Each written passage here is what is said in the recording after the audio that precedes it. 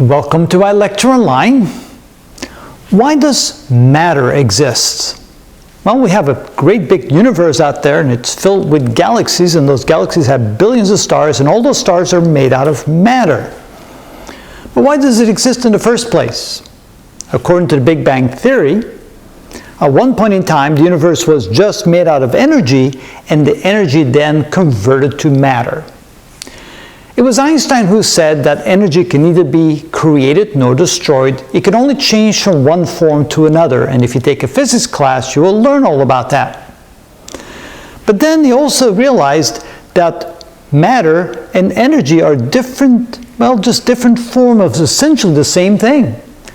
And he figured out that you can actually take energy and turn it into matter, and take matter and turn it back into energy.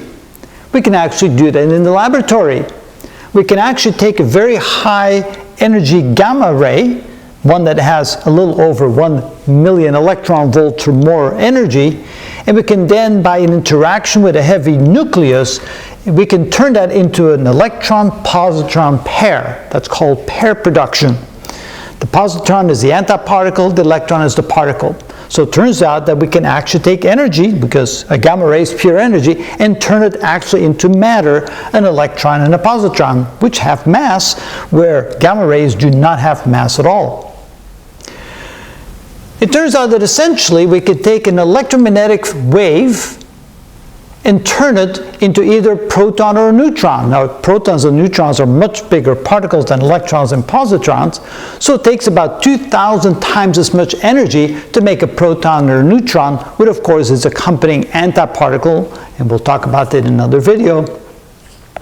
But again, we know that this can happen. Now, we don't necessarily do this in the laboratory, but we can create protons and neutrons by speeding up particles to a very high velocity, smashing them into a target, and all that energy created from those very, very fast-moving particles that are moving almost at the speed of light, that energy can actually then be used to transform into a proton or neutron. So in a way, in a roundabout way, we can actually do that as well in a laboratory.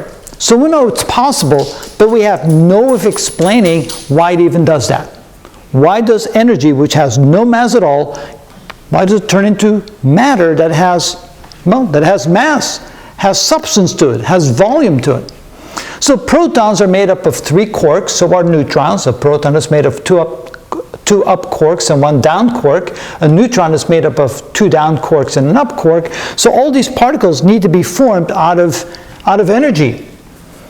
And according to the Big Bang Theory, that's exactly what happened at the very beginning of the existence of the universe. During the very first second of the existence of the universe, all the energy that was contained in the universe, now they claim that the universe was very small at the time, and of course then you wonder, well, how does that hold all that matter? But that's another issue. We'll bypass that for now.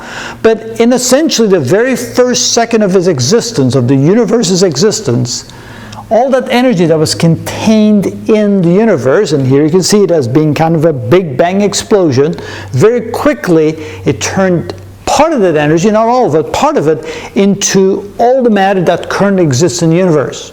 Now those hundreds of billions, if not trillions of galaxies, each containing billions and billions, if not trillions of stars, when you add them all together, that is about 1 × 10⁸ protons. Because initially, only protons were formed, but of course they're antiprotons. But neutrons are something that formed later during nuclear fusion. So that's a bit of a detail we're not going to get into. But at least you look at that and go, well, is that a big number? Well, that's an absolutely humongous number. 1 × 10⁸ is such a big number because it contains all the atoms that make up the hundreds of billions, if not trillions of galaxies in our universe. Wow. In 1 second, this event happened, and we can't even explain how energy turns into matter. We can only say that it does. We can calculate it. We can try to simulate it in the laboratory. We can try to make it happen in the laboratory through some roundabout way with some very expensive accelerators.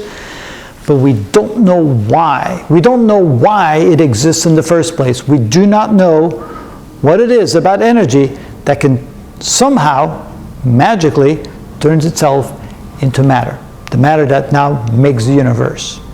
So why does matter exist? All we can say is it does. All we can say is that energy turns into matter, but we don't know why. One of the big mysteries of our universe.